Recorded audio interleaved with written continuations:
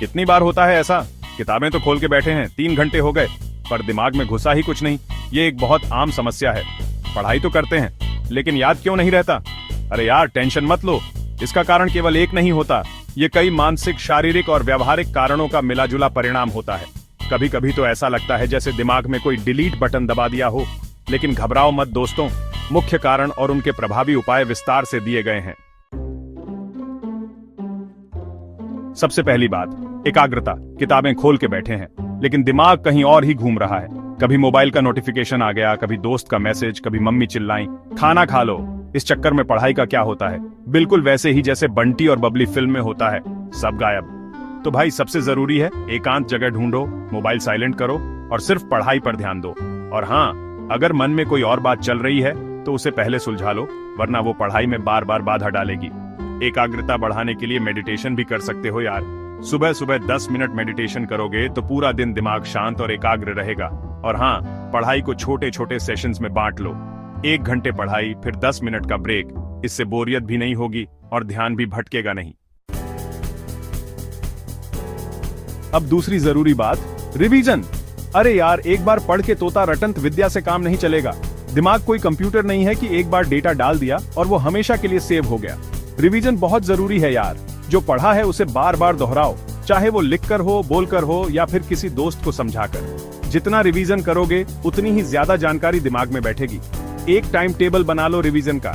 आज जो पढ़ा उसे कल फिर से रिवाइज करो, फिर 1 हफ्ते बाद, फिर 1 महीने बाद। इससे पढ़ा हुआ कभी नहीं भूलेगा। यार, सबसे बड़ी गलती जो हम करते हैं वो है बिना समझे रटना। किताबें खोल के बैठ गए और शुरू हो गए तोते की तरह रट्टा मारना। अरे भाई, ये कोई कविता नहीं है जो याद करनी है। समझो चीजों को। जब तक आप कॉन्सेप्ट को नहीं समझोगे तब तक वो दिमाग में टिकेगा नहीं। तो अगली बार जब भी पढ़ाई करो तो कोशिश करो कि हर चीज को अच्छे से समझो। अगर कोई चीज समझ नहीं आ रही तो टीचर से पूछो, दोस्तों से डिस्कस करो या फिर इंटरनेट की मदद लो। समझकर पढ़ोगे तो याद रखना आसान होगा। चैप्टर 4, नींद पूरी करो यार। पढ़ाई के चक्कर में नींद की ऐसी तैसी कर देते हैं हम। रात रात भर जाग के पढ़ते रहते हैं और सुबह उठते हैं तो झोंबी बन के।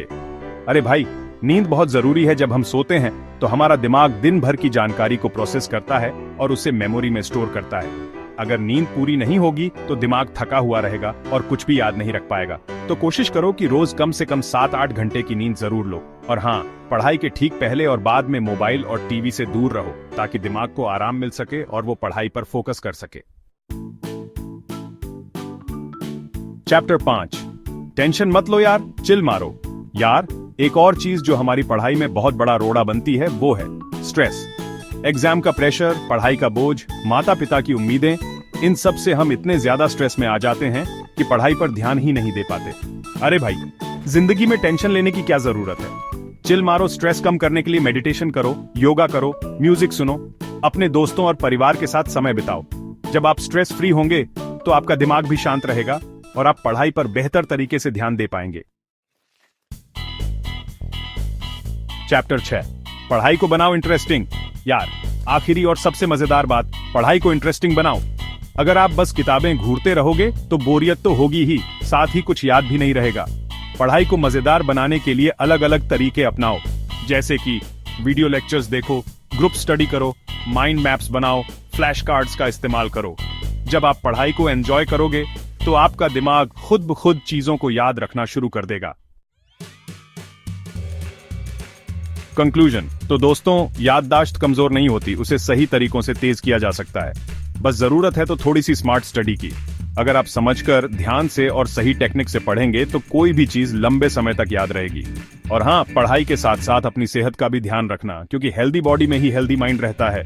तो अब देर किस बात की, जाओ पढ़ाई करो और अपने सपनों को पूरा करो। Like and subscribe.